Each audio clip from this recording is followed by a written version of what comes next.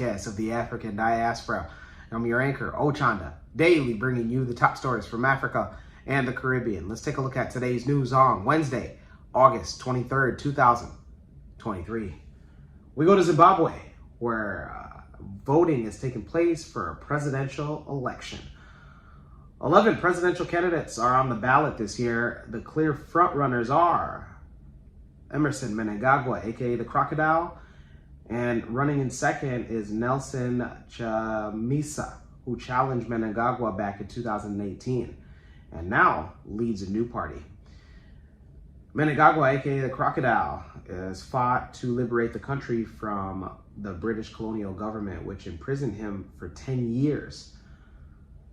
A former practicing lawyer, Emmerson Mnangagwa served as state security chief and rose to become Mugabe's vice president.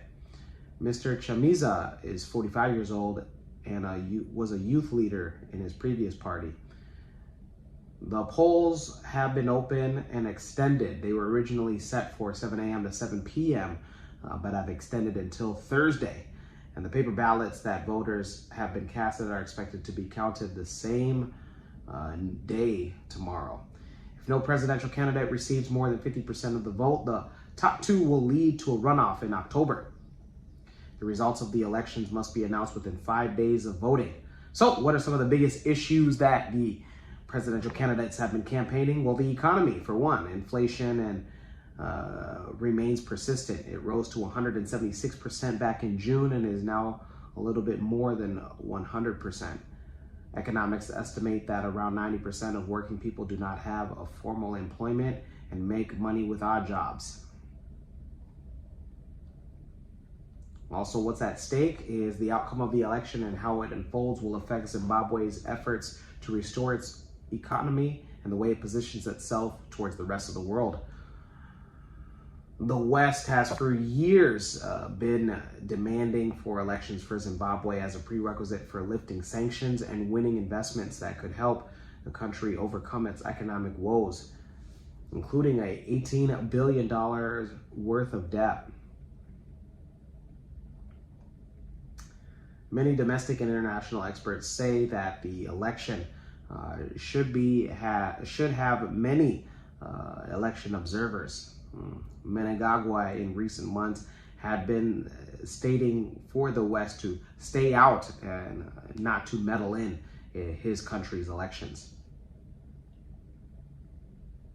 The Electoral Commission said in a statement that the delays that lead up to today, which have been most affected in polling sites in Harare, resulted from court challenges that led to a delay in the printing ballots. Those in Zimbabwe. Let us know if you are casting your vote today and tomorrow. Let us know who you are voting for and who is your leading presidential candidate. We want to know. Let's go to South Africa, where BRICS leaders have met on its main day. Leaders from the BRICS economic bloc of Brazil, Russia, India, China have arrived for the main day of the summit on Wednesday, hosted by President Cyril Ramaphosa in South Africa. The BRICS the BRICS group are debating whether to expand their bloc and allow in new members. More than 20 countries have formally applied to join the group, with Saudi Arabia being one of the most significant. 4 of the bloc's leaders are in Johannesburg for the group's in-person meetings since the start of the COVID-19 pandemic, including Chinese President Xi Jinping. Putin was not attending after an international criminal court arrest warrant for him over the war in Ukraine crimes. But he had been participating in the summit virtually. Those in South Africa, let us know on if you had attended the BRICS Africa Summit and what you have thought of so far. Let's go to the Caribbean and end it there. We go to Haiti, where it met with a 10-member Kenyan delegation. A 10-member Kenyan delegation held talks with the Haitian government, as well as High Council of Transition, as efforts continue for the East African country to lead a multinational force to help the Haitian National Police in their bid to restore peace and security in the French-speaking Caribbean country. The delegation also met with senior officials and members of diplomatic corps. An ambassador had named Georges Arena said that they're here to assess the needs of the National Police of Haiti and better understand the situation as they do their best to help the Haitian people. Last year, Haiti's Prime Minister, Dr. Ariel Henry, sent an urgent appeal to the United Nations asking for immediate deployment of specialized armed forces. Following the discussions on Monday, Prime Minister Henry explained that the Haitian request to support the PNH in order to establish security and allow the free movement of people and goods. The Kenyan delegation has assured the government that it understands the Haitian demands and the urgent need to put an end in a situation that is paralyzing the country. The Kenyan delegation is due to leave on Wednesday and plans to meet with the Prime Minister for further discussion and an end of mission briefing. Kenya's Foreign Minister Alfred Mutua has said that his country's commitment is to deploy a contingent of 1,000 officers to help train and assist Haitian police restore normalcy. Two Caribbean countries, the Bahamas and Jamaica, have already said they're willing to provide personnel, and the United States has also indicated a willingness to put forward a Security Council resolution to back a deployment.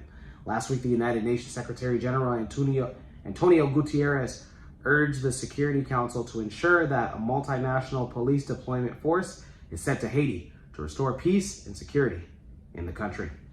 Those in Haiti, or Haiti, let me know how exactly it's pronounced, and also let us know on how you feel about your Kenyan brothers and sisters coming to Haiti to help restore normalcy.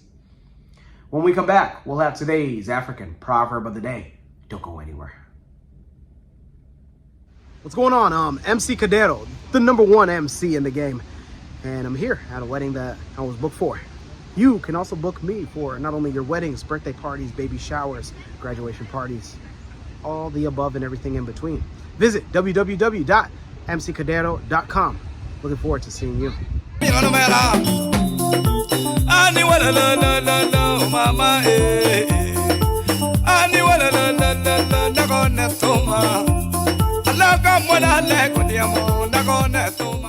Welcome back. Let's take a look at today's African proverb of the day, and it comes to us from Cameroon.